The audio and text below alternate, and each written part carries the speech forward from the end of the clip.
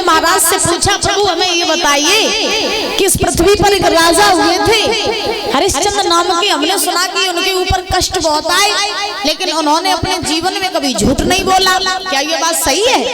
और सही है तो कृपया करके आप मुझे हरिश्चंद्र के जीवन चरित्र के बारे में बता दीजिए। तो सुखदेव जी महाराज ने राजा परीक्षित से कहा कि अगर राजा हरिश्चंद्र की कथा सुनना चाहते हो तो हम तुम्हें जरूर सुनाएंगे। परीक्षित जी अवध के सूर्यवंशी राजा हुए जिनका नाम पड़ा हरिश्चंद्र। हरिश्चंद्र की पत्नी है, नाम है तारा। हरिश्चंद्र का पुत्र है जिसका नाम है रोहितास। हाँ, तो हरिश्चंद्र अपनी पत्नी तारा से बड़ा प्रेम करते हैं, अथाह प्रेम। और तारा भी जो है वो भी अपने पति हरिश्चंद्र से बड़ा प्रेम करती है। पति पत्नी जो होते हैं वो गाड़ी के पहिए की तरह होते हैं। पति पत्नी जो होते काय की तरह, गाड़ी के पहिए की तरह। अगर गाड़ी का पहिया पंचर कर दो और कहते हो कि गाड़ी पंचर, गाड़ी गुरसाइकिल नहीं पहुंचाए जाए तो पहुंचा लियो, नहीं पहुंचाते हो ना। ऐसे ही जब तक गाड़ी का पहिया पंचर होगा तब तक गाड़ी आगे नहीं बढ़ेगी। उसी प्रकार से घर में अगर पत्नी अच्छी है और पति अच्छा नहीं है तो गृहस्थी कभी आगे नहीं बढ़ सकती। और पति अच्छा है पत्नी अच्छी नहीं है तो भी घर कभी स्वर्ग नहीं बन सकता है। इसलिए कहा जाता है कि पति पत्नी में प्रेम होना बहुत जरूरी है। और आज के जमाने में तो पत्नी का प्रेम तभी तक है जब तक पति की जेब में पैसा। पति रेस्टोरेंट लिवाए जाए तो पति बहुत प्यारो, पति रोज साड़ी लेके आए महंगी महंगी तो पति बहुत प्यारो, और ज्यादा रेस्टोरेंट न लिवाइए और मोमोज फिंगर न खवाए तो पति बहुत बुरा है। हाँ, क्या देती है मेरे लिए चाउमीन लेके आना तो बाजार जा रही हो तो। कहती हो भैया, कहती हो नहीं कहती हो? बलिवान के बिहारी लाल की। तो तारा अपने पति हरिश्चंद्र से बड़ा प्रेम करती है। हरिश्चंद्र इतने बड़े दानवीर राजा हैं कि उनकी दानवीरता के डंडा चारों दिशाओं में बजते हैं। हरिश्चंद्र जैसा राजा न कोई हुआ न कोई होगा। उनके द्वार पे जो जाता वो खाली हाथ नहीं आता। अब एक दिन इंद्र की सभा लगी है। इंद्र की सभा में सभी देवी देवता बैठे हैं। इंद्र की सभा में गुरु वशिष्ठ जी बैठे और गुरु विश्वामित्र जी बैठे। दोनों संतों में वार्ता होने लगी। तो वार्ता जैसी हुई तो वशिष्ठ जी ने विश्वामित्र जी से कहा कि इस सभा में बने चाहे कोई, लेकिन मेरा चेला जो हरिश्चंद्र है ना उसके जैसा राजा न तो कोई हुआ न तो कोई होगा। विश्वामित्र ने कहा महात्मा होकर के अपने मुख से अपनी बड़ाई कर रहे हो। अरे अपने मुंह से अपनी बड़ाई वो करते हैं जो कायर होते हैं। अपने मुंह से अपनी बड़ाई वो करते हैं जो कायर होते हैं। तुम अपने मुंह से अपनी बड़ाई कर रहे हो, तुम्हें नहीं मालूम है जब तक हम किसी चीज को आंखों से देख नहीं लेते, कानों से सुन नहीं लेते, तब तक हम कोई निर्णय नहीं लेते, कोई भी निर्णय नहीं लेते हैं। और तुम अपने मुंह से अपनी चेला की बड़ाई कर रहे हो। हम जब तक परीक्षा नहीं लेंगे तब तक हम नहीं मानेंगे तुम्हारा चेला दानवीर है। तो वशिष्ठ जी ने कहा कि तुम परीक्षा लेना चाहते हो? बोलो। वशिष्ठ जी ने विश्वामित्र जी से कहा कि आप परीक्षा लेना चाहते हो मेरे शिष्य हरिश्चंद्र की?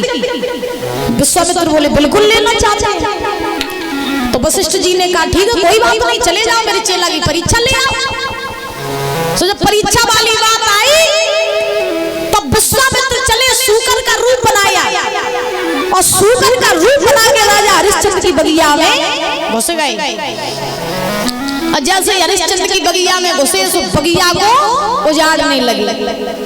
माली आया, माली ने सूकर को रोका तो विश्वामित्र ने सूकर के रूप में माली को भी घायल कर दिया।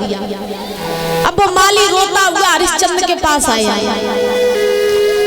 और जैसे ही हरिश्चंद्र के पास में वो माली आया, माली रोने लगा। हरिश्चंद्र ने कहा माली क्यों रो रही हो और तुम घायल कैसे हो गए? माली ने कहा महाराज बगिया में एक सूकर आया है, सूकर उसने सारी बगिया को उजाड़ दिया। मैंने उसे रोकने की बहुत कोशिश की लेकिन उसने मुझे भी घायल कर दिया। आप मेरे साथ चलो, सूकर को मार दो चल के। हरिश्चंद्र ने कहा माली अभी संध्या का समय है और संध्या के समय अगर दुश्मन भी द्वारे पर आए तो उनका सम्मान करना चाहिए, अपमान नहीं करना चाहिए। मेरी बात सुनो, तुम्हें नहीं अरे संध्या के समय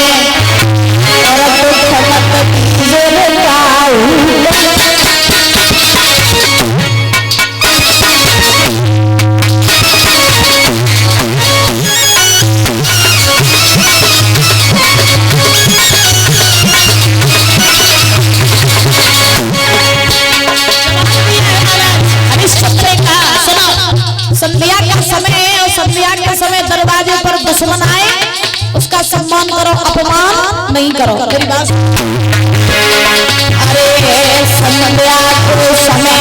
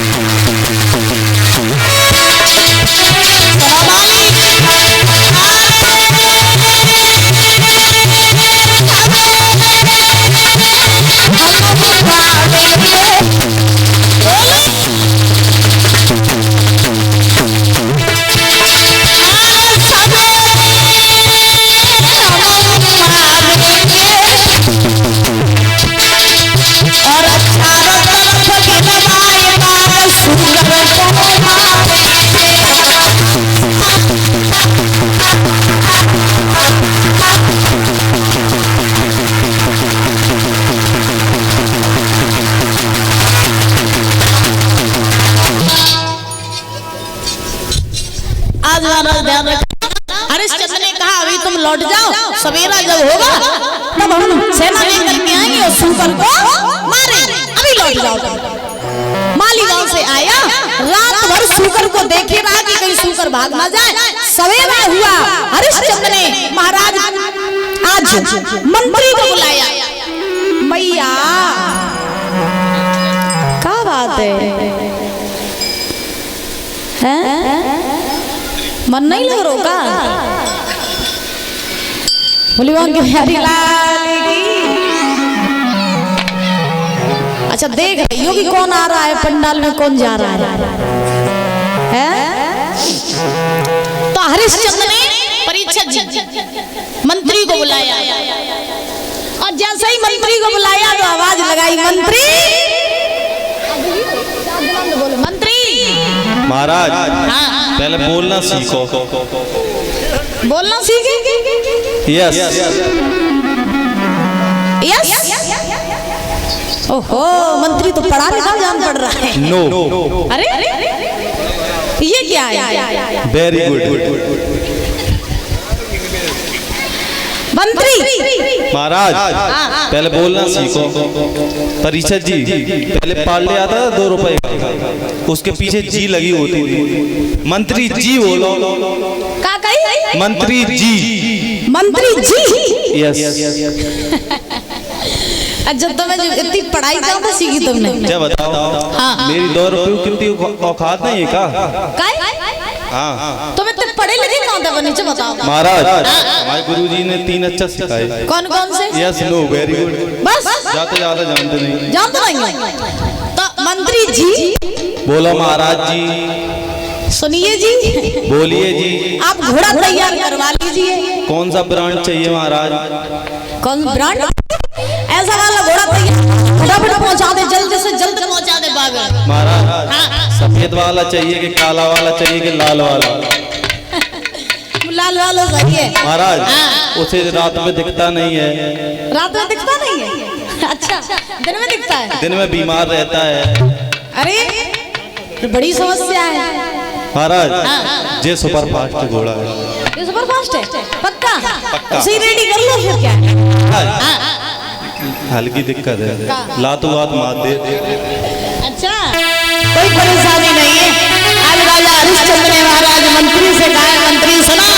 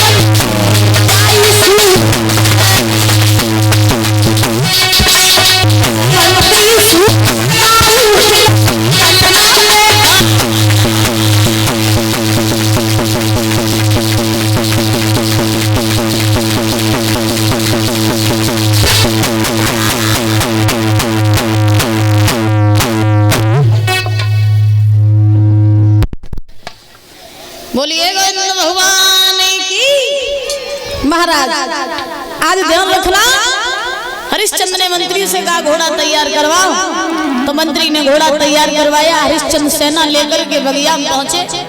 जैसे ही बगिया में पहुंचे हैं तो चारों तरफ से बगिया को घेर लिया। जैसे ही बगिया को घेरा परीक्षित जी, तो सूकर का रूप बना करके विश्वामित्र जो है वो बगिया में खड़े। चारों तरफ से सेना ने घेर लिया विश्वामित्र को, हाथ में तलवार भाले हैं। हरिश्चंद्र ने सेना से कहा भैया ये सूकर बच के न जाने पाए, मार दो उसे। तो जैसे ही सेना ने तलवार भाले उठाए, विश्वामित्र सोचने लगे कि हमारे दिन की हरिश्चंद्र की परीक्षा ले, मुझे लगा कि मेरी परीक्षा ली जा रही है, यहाँ से अगर भागे नहीं तो फिर मारे जाएंगे। तो विश्वामित्र ने क्या किया कि डर की वजह से परीक्षित जी अपनी माया के द्वारा वहां से अंतर ध्यान हो गए। अब जैसे ही अंतर ध्यान हुए तो हरिश्चंद्र ने देखा कि सूकर भाग गया। तो हरिश्चंद्र ने सेना से कहा भैया सूकर भाग गया है, अब वो लौट के नहीं आएगा, ऐसा करो हम लोग भी अपने अपने घर लौट चलो। लौटे वापस। और जैसे ही वापस लौटे, हरिश्चंद्र घोड़ा पर सवार हुए वापस लौटने लगे। रास्ते में संत का रूप बना के विश्वामित्र हरिश्चंद्र को मिल गए। हरिश्चंद्र घोड़ा पर सवार होकर के जा रहे हैं। विश्वामित्र ने आवाज लगाई, घोड़ा वाले भैया घोड़ा वाले भैया हाँ तनक रुक जाइयो। रुक जाए। हाँ काय? एक काम है महाराज। काम? हाँ मुझसे? हाँ महाराज। बताइए महाराज। महाराज राजा हरिश्चंद्र के यहाँ जाना है महाराज। तुम्हें? हाँ महाराज।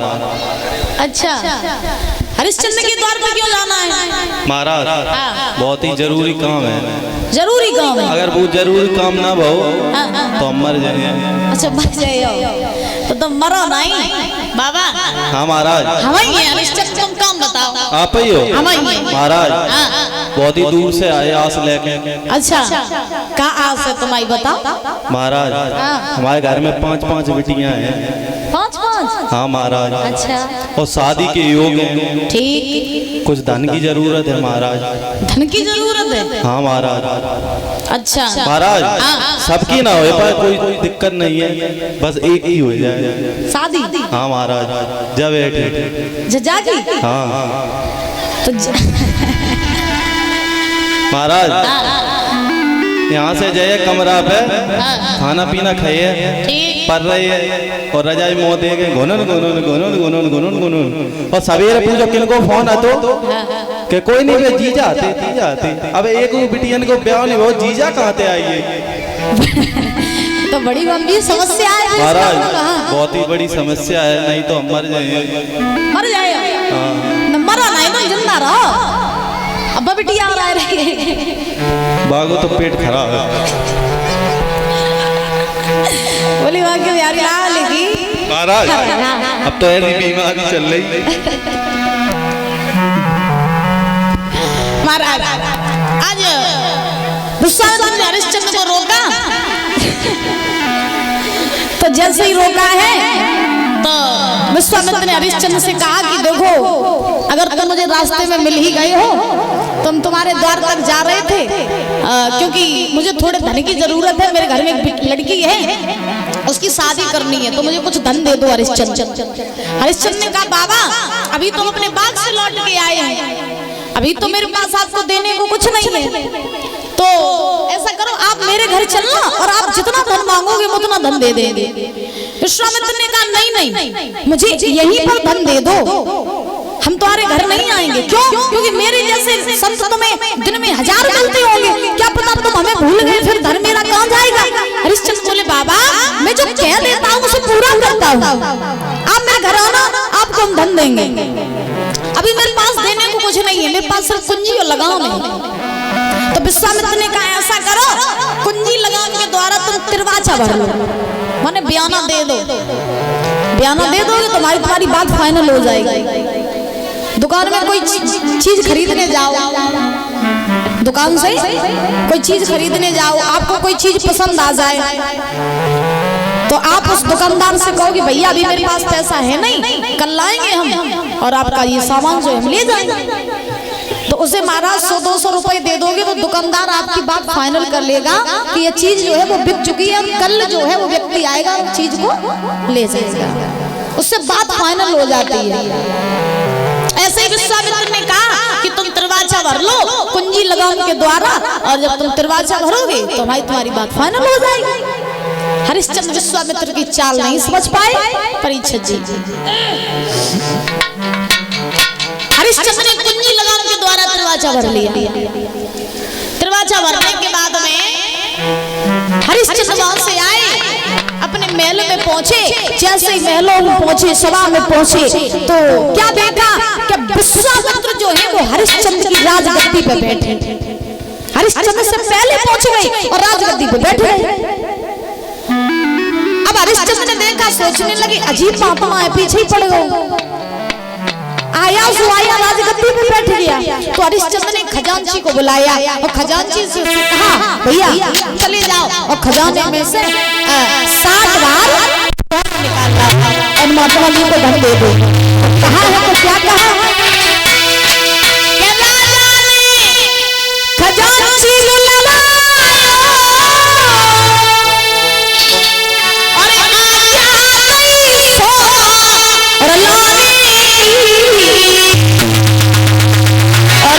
विश्वामित्र ने मुस्कुराई के और कह गई के बात ठीक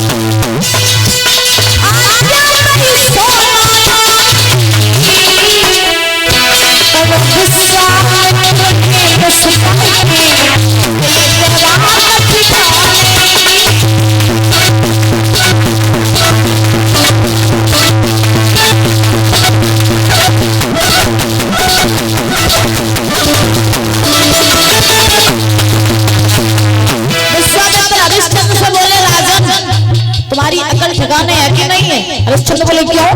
विश्वामित्र ने कहा जिसे तुम आदेश दे रहे हो, तुम जिस पे सेवा करा रहे हो, अब वो न तुम्हारी प्रजा और न तुम यहाँ के राजा। मेरी बात सुनो।